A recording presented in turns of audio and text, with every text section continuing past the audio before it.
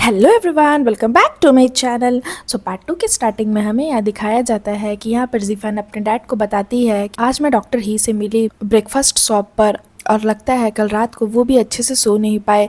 जब वो अच्छे से सो नहीं पा रहे हैं तो वो मेरे सोने की बीमारी को क्या ही ठीक करेंगे। मुझे नहीं लगता कि उनके मेडिसिन से मुझे कोई फ़र्क पड़ेगा। तो यहाँ पर उसके डैड उसे बोलते हैं ये ट्रेडिशनल चाइनीज़ मेडिसिन है, कोई जहर नहीं, तो तुम्हें इसे पीना होगा। और वो उसे पीने के लिए बोलकर वहाँ से चले जाते हैं। उसके बाद हमें यहाँ दिखाया जाता है कि जीफान एक होटल में काम करती है, यानी कि वो एक होटल की असिस्टेंट मैनेजर रहती है, फ्रंट डेस्क की। तो यहाँ पर वो लोग मीटिंग में कुछ डिस्कस कर रहे होते हैं होटल के बारे में। तभी यहाँ पर जीफान बोलती है मीटिंग में कि माफ़ करिएगा, मुझे एक अर्जेंट काम आ गया है, और ये बोल के वो मीटिंग से बाहर आती है। और वहाँ पर होटल में कुछ गेस्ट आए रहते हैं जिनको उसे अटेंड करना रहता है, तो वहाँ पर वो जा कर के उन गेस्ट को अटेंड करती है। उसके बाद तभी यहाँ पर जीफान अपना फ़ोन चेक करती है तो देखती है उसके बॉयफ्रेंड ने कुछ भी रिप्लाई नहीं किया है, यानी कि वो उसका एक्स बॉयफ्रेंड नहीं बल्कि करेंट बॉयफ्रेंड रहता है। और वो उसे मैसेज भी करती है बट वो उधर से कुछ रिप्लाई नहीं करता।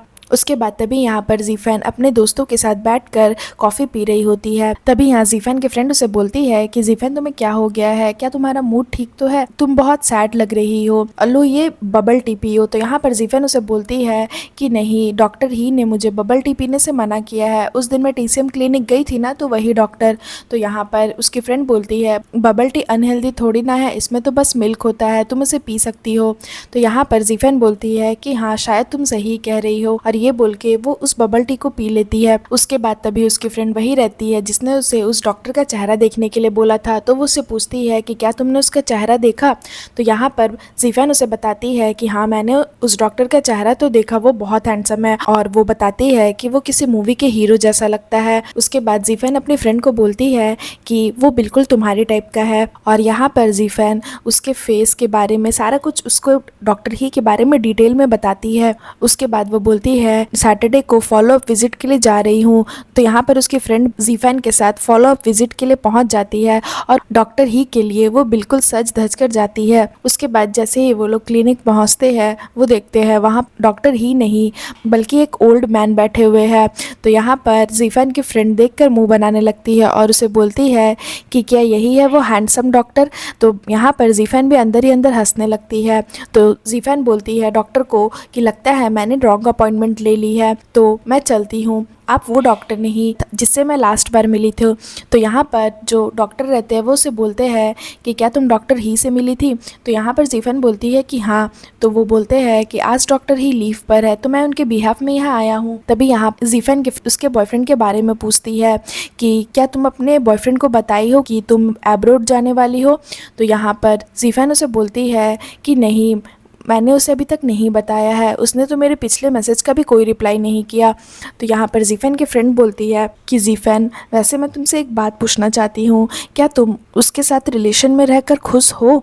तो यहाँ पर जीफान उसे बोलती है कि पता नहीं, मुझे तो लगता है कि मुझे बस उसकी आदत हो गई है। चूँकि हम लोग दोनों एक दूसरे को 7 सालों से जानते हैं, 7 साल कोई कम नहीं होते, और हम लोग दोनों एक दूसरे को बहुत अच्छी तरह से जानते भी हैं।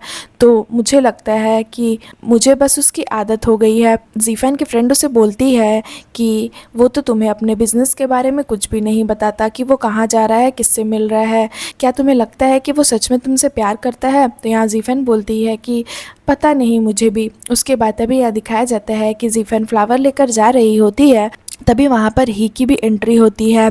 तो जीफान ही को देख लेती है, और जैसे ही वो उसे देखती है वो उसे देखती ही रह जाती है, क्योंकि वो उसे बहुत ज़्यादा हैंडसम लगता है। यहाँ पर वो मन में सोचती है आज ये क्लिनिक नहीं गया, मैंने वैसे एक्सपेक्ट नहीं किया था कि मैं इससे आज यहाँ पर मिलूँगी। तभी यहाँ पर ही भी जीफान को देख लेता है। तो यहाँ पर जीफान उससे पूछती है कि क्या आप यहीं पड़ोस में रहते हो।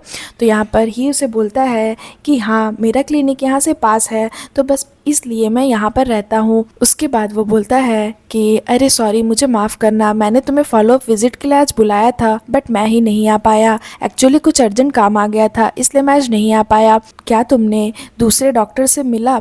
तो यहाँ पर जीफान उसे बोलती है कि हाँ, एक ओल्ड डॉक्टर वहाँ पर बैठे थे, तो मैंने उनसे मिला, और उन्होंने मुझे नेक्स्ट फिर से विज़िट के लिए बुलाया है।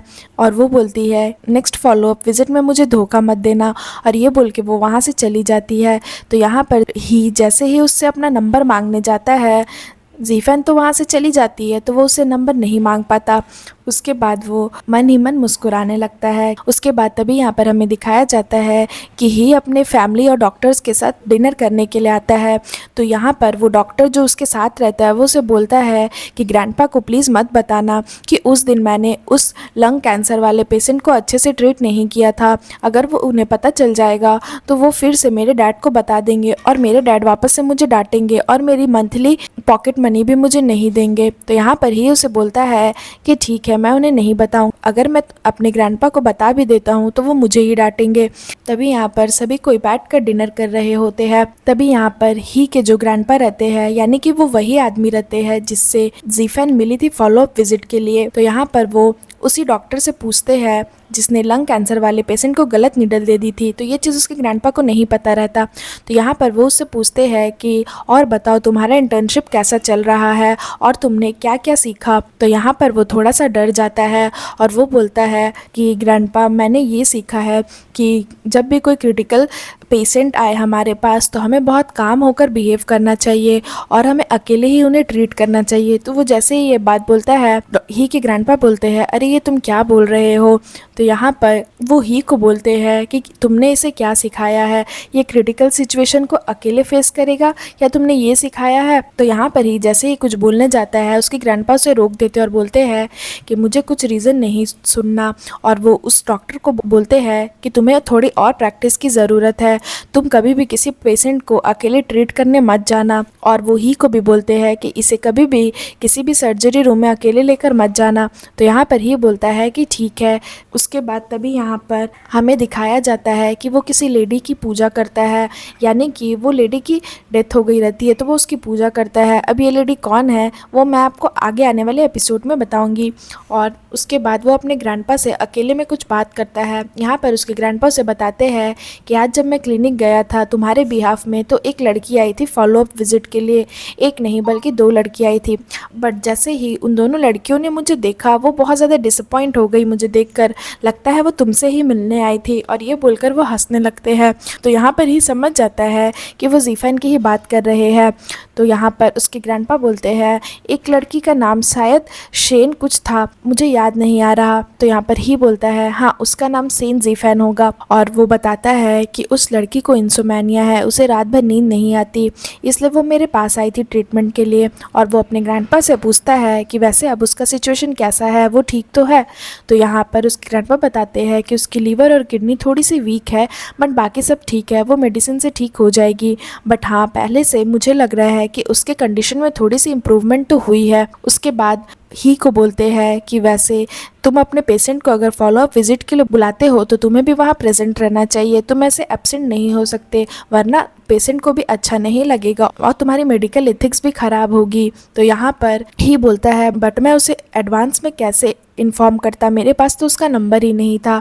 तो यहाँ पे उसके ग्रैंडपा बोलते हैं कि तुम फ्रंट डेस्क से जाकर तो उसका नंबर ले ही सकते हो क्योंकि सारे पेशेंट फ्रंट डेस्क पे अपना नंबर देकर जाते हैं। तो यहाँ ही बोलता है कि नहीं, मुझे फ्रंट डेस्क पर जाके उसका नंबर मांगना अच्छा नहीं लगेगा। तो यहाँ पर उसके ग्रैंडपा बोलते हैं कि ठीक है, जब वो नेक्स्ट फॉलोअप रूटीन के लिए आएगी तो तुम उससे उसका नंबर मांग लेना। और यहाँ पर उसके ग्रैंडपा को सेन जीफेन बहुत पसंद आ जाती है और बोलते हैं वो कि मुझे तो वो लड़की बहुत पसंद आई, वो देखने में भी बहुत प्रिटी थी और उसका ऑरा भी मुझे बहुत अच्छा लगा। तो यहाँ पर ही खुश हो जाता है जीफेन की तारीफ सुनकर और फिर सीन यहाँ पर खत्म हो जाता है। सो फ्रेंड्स, अगर आपको मेरी ये एपिसोड अच्छी लगी हो तो प्लीज़ मेरी वीडियो को लाइक करिएगा, मेरे चैनल को सब्सक्राइब करिएगा। मैं जल्दी इसका न्यू एपिसोड लेकर के आऊँगी तो उसके लिए वेट करिएगा। सो फ्रेंड्स, आज के लिए बाय बाय, मिलते हैं फिर से एक न्यू वीडियो के साथ।